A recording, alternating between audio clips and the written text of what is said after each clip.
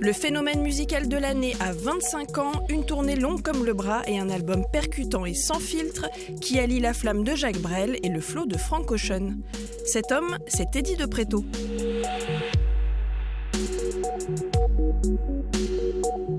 Quelle place ont les séries dans la vie de celui qui a fait de sa rage un art vivant et addictif ? Réponse enjouée. C'est peut-être un peu naïf, mais en fait, quand est-ce que vous regardez des séries ? Parce que je crois que la vie s'est un peu accélérée. Jamais. Jamais. Quand est-ce que je regarde les séries ? Surtout les dimanches, quand t'as un peu un off et que tu peux regarder vite fait un truc. Donc ça existe encore. Mais faut pas que ça prenne énormément de temps. Donc c'est des séries courtes. Des séries courtes et peu d'épisodes. C'est un critère. C'est un critère. Non mais vraiment.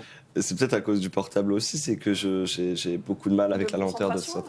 La concentration, oui, ouais. Et puis l'aspect de rentrer dans une histoire qui va être étirée pendant des épisodes et voire des saisons entières, ça me je sais pas, ça me met pas très bien. Oh, l'angoisse quoi, la peur du trop quoi. La peur du trop, l'ennui de... C'est quoi les derniers coups de cœur? The rest of the fucking world. Mon accent est naze. The end... Attends, je le refais. The end of the fucking world. La fin du putain de monde? Ouais, la fin du putain de monde. I'm James.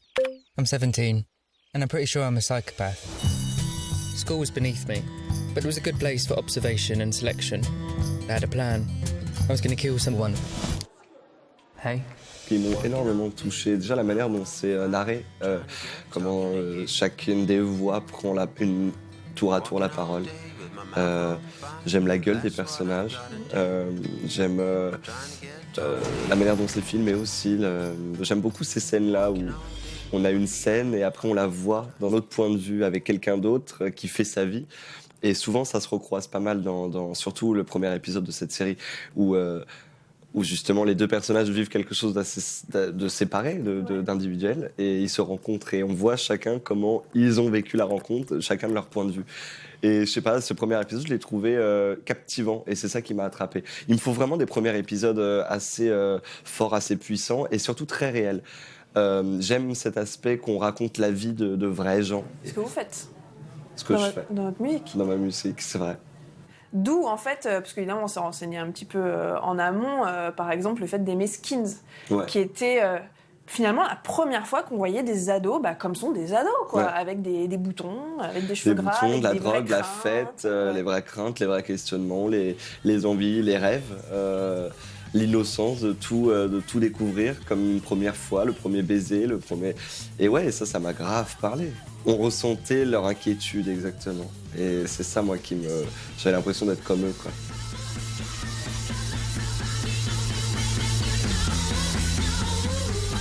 Vous qui avez un sens de la narration, est-ce que le fait d'en avoir fait un boulot et d'en avoir fait un entraînement, quelque chose peut-être même d'un peu pénible, ça vous fait regarder les histoires différemment? C'est drôle, ouais, un peu. En tout cas, j'essaie au plus rapidement, au plus vite de distinguer, de comprendre en effet la trame du truc.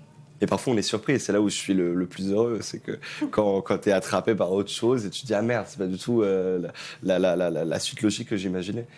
Mais c'est vrai que on tombe un peu à force, même dans l'écriture par exemple, on tombe un peu dans ces choses-là, putain je ressens ça, et ben non je vais retomber dans un truc où je vais raconter un peu de la même manière et j'essaie de m'extirper au maximum de ça.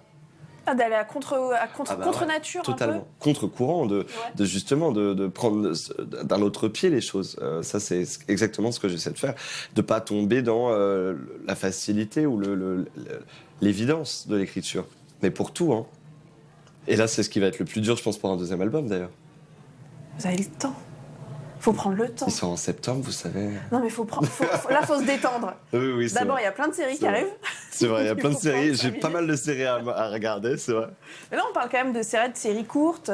Mais est-ce qu'il y a déjà eu un truc assez fort pour vous tenir, je sais pas, 20, 30 épisodes, des personnages où vous vous êtes senti un peu en famille? J'ai l'impression d'être le vieux de la série, d'avoir regardé les séries qu'en 2000, tu sais. Je parlerais de Desperate Housewives. Voilà, Desperate Housewives, par exemple. Our life was like some kind of suburban dream.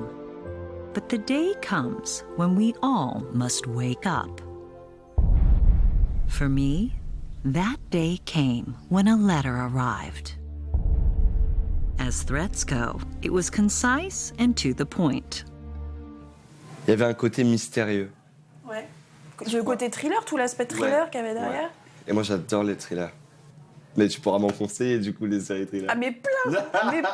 Il y avait cet aspect méga réel et pourtant, il y avait comme toujours une petite interrogation. Toute la saison, tu te demandais, putain, qu'est-ce qui se passe dans cette cave des nouveaux voisins? Où est Marie-Alice, tu vois? Où est Marie-Alice, tu vois? Ça, c'est la question que je me posais tous les matins. Et ça m'a hanté. Putain, ça me fait bizarre de reparler de ça, ça me rappelle plein de choses. J'adorais cette série. I did what I had to protect my family. Quel genre de rôle vous seriez prêt à prendre? Le jardinier dans Desperate Housewives. Oh non, pas le jardinier. Bah, j'ai la plastique, non? Non, mais il est banal, ce personnage. C'est vrai, il est banal, il est chiant. Complexe, il est quoi. chiant. Un truc complexe. Le petit dans The End of the Fucking World, tu vois. I punched my dad in the face and stole his car, and that felt like a good place to start. Je serais un vieux fou, je crois. Un fou dingue, ouais.